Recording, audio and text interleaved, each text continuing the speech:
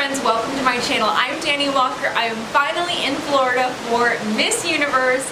So excited to bring you a few updates. If you haven't already subscribed yet, please be sure to do so, as well as hit the notification so that you know when new episodes come out. Today's episode is brought to you by Rehearsed to Relatable. This is the place where pageant contestants can go to learn how to stand out in the interview room.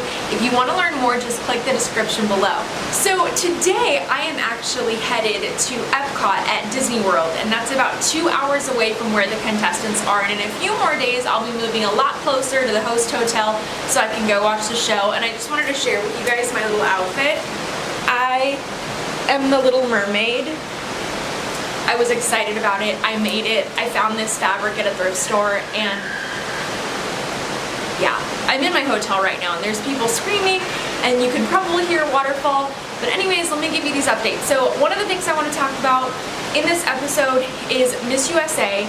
I know that a lot of you were like, what's going on with Miss USA? Where was she? I don't know. I wasn't at the pageant, but now we're finally starting to see her kind of like pick up the pace a little bit more. I've seen some newly released images of her, which are fabulous, so I'm really excited to see that. I hope that we see a great turnaround before prelims. Now, something that I have noticed is some of the contestants are really starting to stand out, even leading up to the pageant.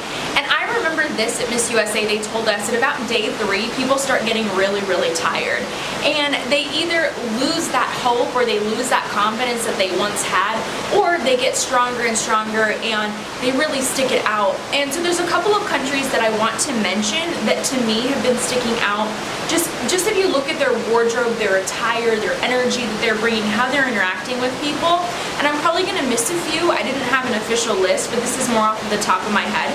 But some of the countries are Australia, who I've noted before. Thailand looks phenomenal. Philippines looks fabulous. Brazil brings a lot of energy whenever she interacts with people.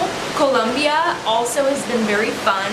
Indonesia, that girl has so much energy, I just feel it from her. India and France. Hey friend, if you haven't already, would you please give this episode a thumbs up and share it with your friends? I would really appreciate that. So those are just a few off the top of my head, but I want to talk about others that have been getting featured for these extra segments. So Curacao has been featured on a portion for mental health, which doesn't surprise me at all. She has autism and she's an advocate for autism. So she's been speaking out on that a lot, and I really was not surprised to see her get a feature because she also is so stunning. We've also seen Philippines, South Africa and they got pulled for sponsored shoots. I believe Philippines also did an event for a Smile Train. I'm not sure if everybody participated in that, but I did not see photos from everyone, which happens. It's a very busy time. Not everybody can post photos. Several of the contestants also got featured for a really, really cute photo shoot, and I would love to see more things like this, of this quality, for contestants at Universe and USA. This is a really, really great shoot. Here, just take a look at some of the queens, and so that's another reason why these ladies are standing out to me. They're being pulled by production for these special things. Other queens also got to shoot with Zoe. How awesome is that? That's so great. I'm not exactly sure what that shoot was for, but it's really cool to see them all together. If you are loving this, comment Universe down below. Now let's talk about a couple changes for the show that I've heard about. Apparently there are no more continental rankings. There is going to be a top 21, and I am so excited about that. But now I look back at my predictions episode and I'm like, well, great. I did a continental breakup just in case. So obviously that changes things, and after watching prelims, I know my opinions are going to change on some things as well, so I can't wait to recap the preliminary show. So stay tuned. The top 21 is going to compete in swimsuit. There is no longer a speech round, which they started in 2018, but it didn't really seem to add that much to the show. It just sort of took more time. Then the top 10 competes in gown, the top 5 gets an onstage question, and then there is a final statement, once again, which I'm pretty sure is for the top 3. I'm not sure if they're going to give the top 5 that opportunity.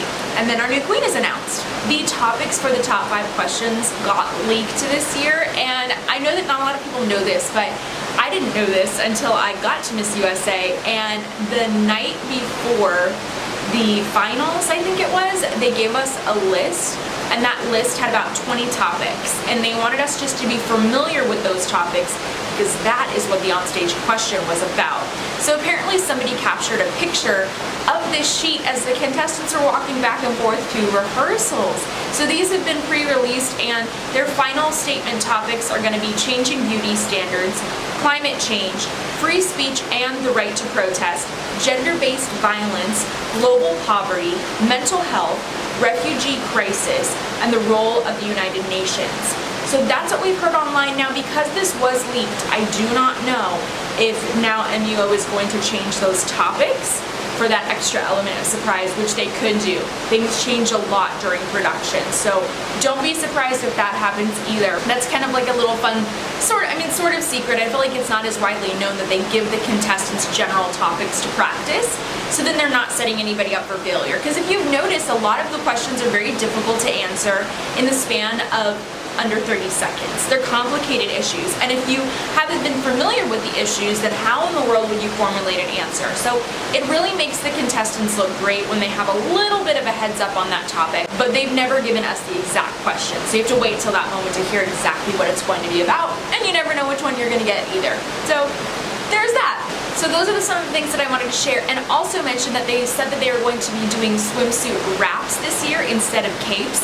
I, for one, thought that the reason that a lot of contestants tripped last year was the capes, but I found out later it was actually beads from the opening number dresses that spilled on the floor, which is why during Mexico's performance they came out there and they swept the stage because there were all those beads making the contestants fall last year. So this year they said that they're going to be using sarongs, as far as we know. A lot of you have asked about the swimsuits and said that they're very revealing, and I 100% agree with you. I feel like these swimsuits are something that we would see more in Brazil, that's more acceptable there, and in the US we have stricter laws for what can be on television and televised. And I remember that they were very strict with our gowns. When we competed at USA, they were adding panels into things that were too sheer. They closed up slits for some contestants, and they add fabric into swimsuits. So even though we're seeing some of these clips of the contestants in very, very sexy swimsuits, I would assume they might be adding a little bit of extra coverage to the back of those suits because they do show a lot of skin. I know that's something you guys are wondering about. I can't confirm that, but that is something that's been done in the past. So thank you guys for watching this episode. I hope you really enjoyed it. I'm gonna head over to Disney World to enjoy the day before the competition really kicks off. And I hope that you're all enjoying this coverage of Miss Universe. Please be sure to tune in for the preliminary recap. And of course, I plan on shooting a Get Ready With Me vlog. And then of course, I'm gonna be vlogging the Miss Universe competition and then doing a recap. So we still have lots more Miss Universe content headed your way. Thank you all so much for supporting the channel, and then I hope you come back for lots more.